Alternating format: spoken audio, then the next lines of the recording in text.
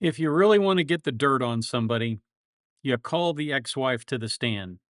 And that's what the Georgia prosecutors have done in the Nick Kassotis case.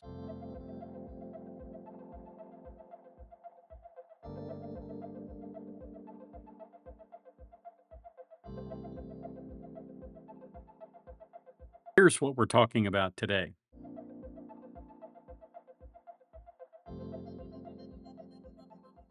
Okay, on direct examination of his ex-wife. Initially, when I saw that the ex-wife was called to the stand, I figured that it was the ex-wife from before Mindy. But no, it was the ex-wife after Mindy, and she didn't bother with getting a divorce. She just had their marriage annulled on the basis of fraud. This is some truly amazing testimony because at the same time that he is busy putting his current wife in the tub, shall we say, he was courting this other woman in Pennsylvania. And indeed, he was arrested in Pennsylvania at the end of his little um, tryst with the woman in Pennsylvania. The story that she tells on direct is pretty amazing. And I just think that I almost wish I had an hour to do a video on it because there are some tremendous insights into his uh, mindset, I guess you would say, while he's doing the things that he's doing. Let's take a listen. Did you know why he was in Pennsylvania? Well, he said that he was taking a long drive for a work trip to Missouri, and then he said that he could drive from Missouri from his work trip.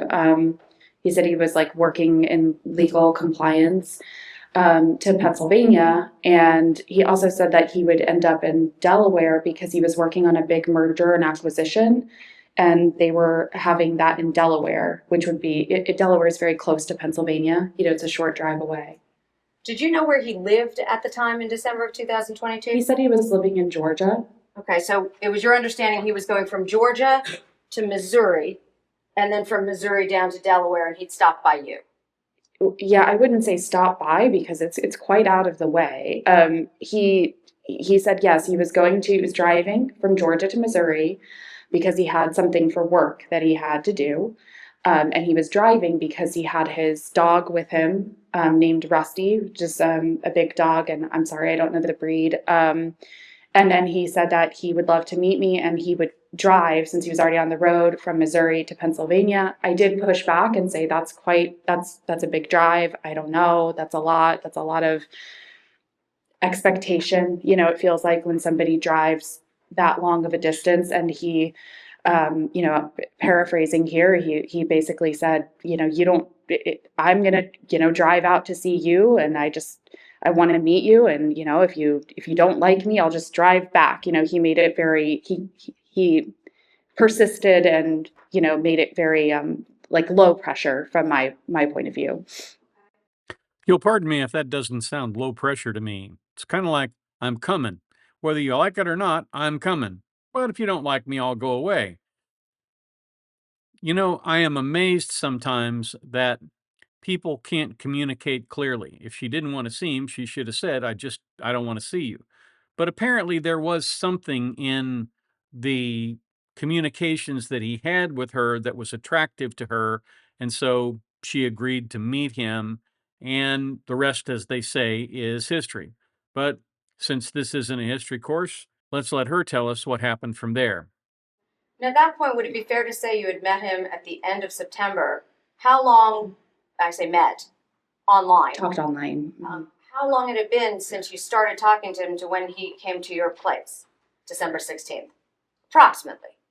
I'm not sure I understand. That was the time frame. So he started talking to me online, Twitter direct messages in September. And then the first time that I ever met him in person was December 16th. Okay, so about 2 months roughly? Yes. Okay. And at that point, what was your marital status?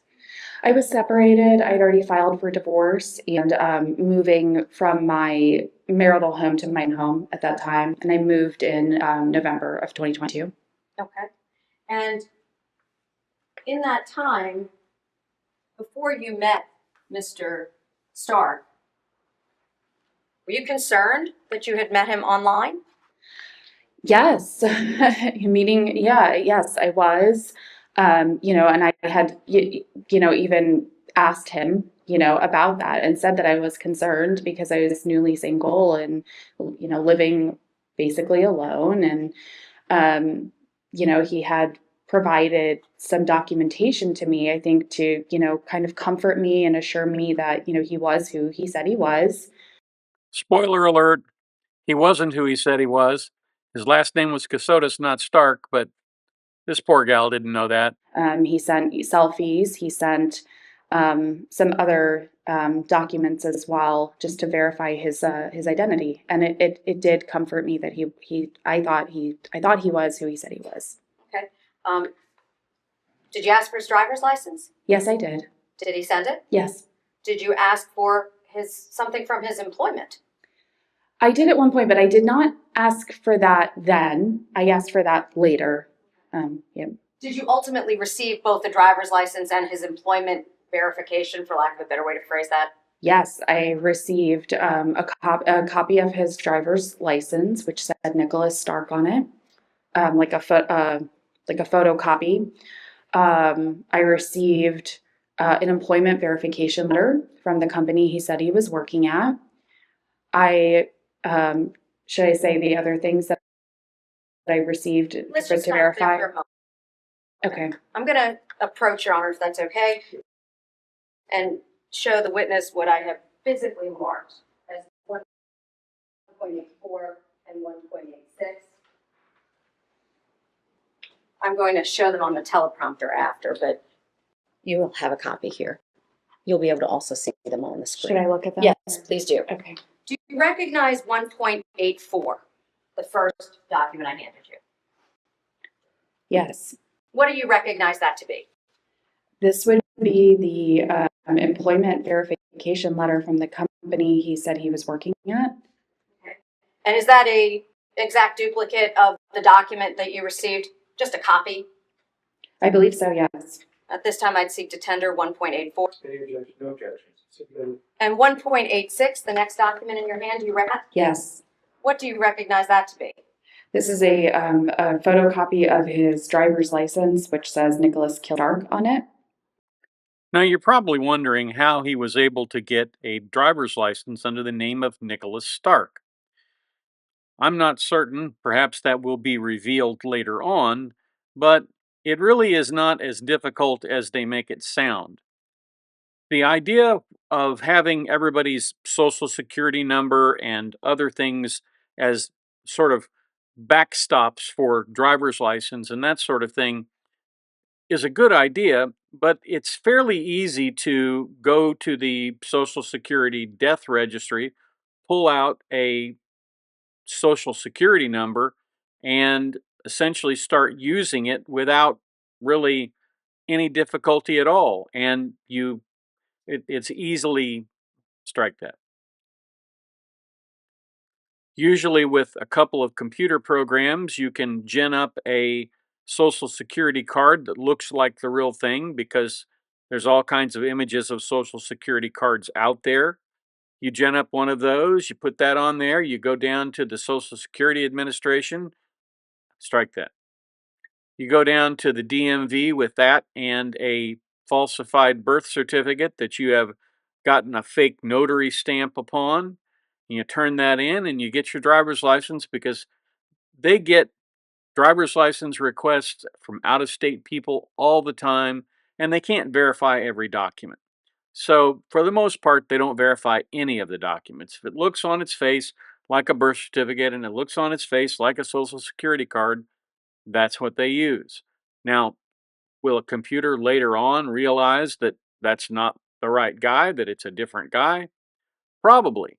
But at least for the purposes of convincing some poor woman that he's about to dupe that he is indeed somebody he's not, these kinds of documents are relatively easy to procure. And of course, there's an entire underground black market of people who forge these kinds of documents. I personally don't know any of these people, but I know people who have used documents like that in the past, and they tell me that it's fairly easy to get. Maybe somebody who is a commenter on here can pipe up and let us know. I do think it's interesting, though, that in some states, they put little things on their driver's licenses and other documents so as to make it easy for a police officer to tell if it's a real or a fake driver's license just by looking at it. In Texas, on the back of the license, there's a sentence that ends without a period. But of course, when people falsify that license, a lot of times they'll think, uh-oh, we better put a period there. And they put a period there because that's what everybody else would do. The cop looks at it and says, it's a fake driver's license.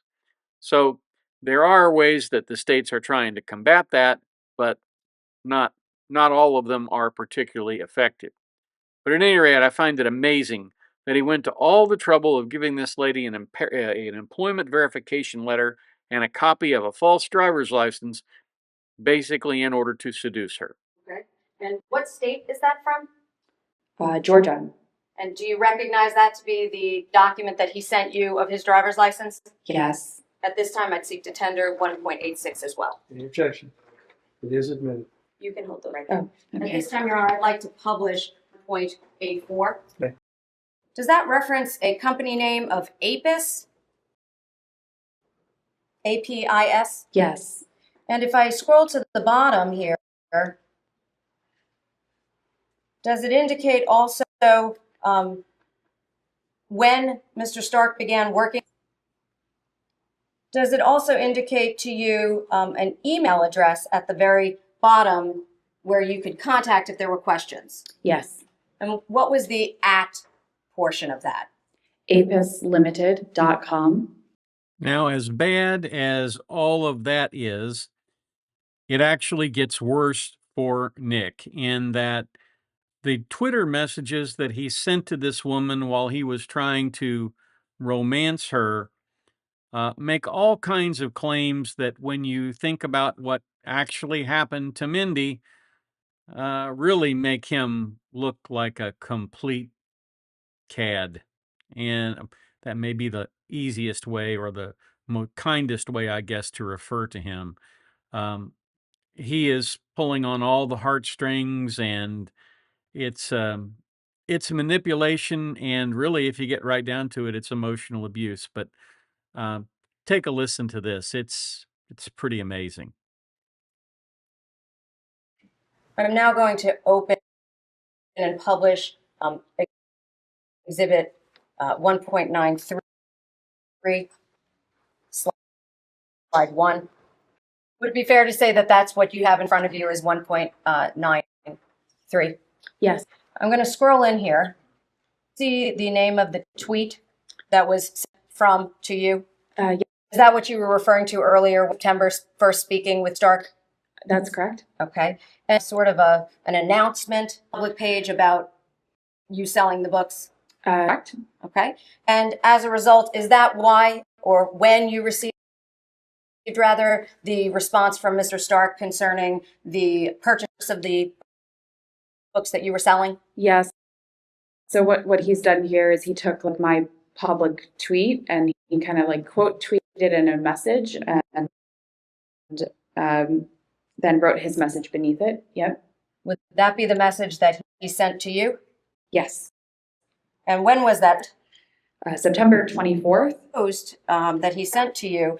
Kate, with you, if you look at the top of this post, was he aware that? Yes. Okay. Did you respond? Yes, I did. And you indicated earlier that that's not common. Is that correct? For books, but it is. I wouldn't say it's common. Okay. So I'm now going to go to number 7. That would be 1.94. Just so we're clear, the gray writing and the pink writing that is displayed on the screen, who is Writing is Nick. and the pink? That's me. Okay. And just if we could specifically at this first paragraph about losing his wife. Yes, he does. Okay. So if I were to read the line, in the last 3 years, I moved a couple times, learned pretty much everything I thought about myself was not true, and had my wife pass away. Is this what you were referring to? Yes. And when was this ultimately received by you? October 18th, 2022. And at that time, did you believe his wife was dead? Yes. Did he subsequently tell you that his wife also had been pregnant at the time she passed? Yes. Okay. Did he indicate at any time that he was in any other relationship, or just that that one had expired? Meaning the relationship had ended, that she had passed. He never indicated that he was in any kind of relationship with any kind of romantic relationship with anybody. Did you know if he had another wife that preceded the wife he just referenced? No. Okay. So at that time, you thought that the only time he had been married was to the woman he described on October 18th. Yes. Did he say how she died initially? He said that she died in a hospital and that blood pressure complications and possibly an diagnosed heart condition as well. I'm now showing you the next slide. That would be 195. Can you read us that paragraph starting she had? She had an undiagnosed heart issue that was aggravated by her way I thought life would look, but to figure it out. So he told you that in this tweet? In this private message, yeah, on Twitter. What day did he tell you that? October 22nd, 2022. Did you know that his current wife was alive on that date at that time? No. Up to this point, I could have seen a reasonable jury or a reasonable juror on a reasonable jury having some doubts as to whether the prosecution was proving the case. Once they bring this woman in and she testifies about what happened before Mindy was dead, and then after Mindy was dead, and the way she was referred to while she was still alive, I mean, that alone is evidence of premeditation. She's dead, but really she's not. That's a pretty amazing bit of evidence to put in front of the jury, and now you can understand perhaps why they're putting in the stuff about why she was feeling fear. Maybe she's feeling fear because she realizes her husband has been, he's gone over to the dark side, that's for sure, and he's planning something for her that is not going to end well. And indeed, it apparently did not. And again, that all assumes that evidence ties all together at the end of this and the jury reaches the verdict that he's guilty, which is not a foregone conclusion at this point. Jury trials are about narratives. Up until now, the defense narrative has been working. They have to have some credible way to explain this young woman, Samantha Kolosnik. And if they can't, then all of the doubt creation that they've done with the supposed people who were trying to kill Nick, all of that goes right out the window. Sometimes the narrative is more important than the evidence. Thanks for watching. I appreciate you being here today. If you have the opportunity today, try to do one kind thing to help somebody else. Any kind thing will do. Buy somebody a Coke, get them a cup of coffee. Anything that makes their day better. That would be a way to help make the world a better place. Because after all, isn't that what we're all after? Now, YouTube has a few things that they think you might be interested in, and they're going to be showing you that right up there.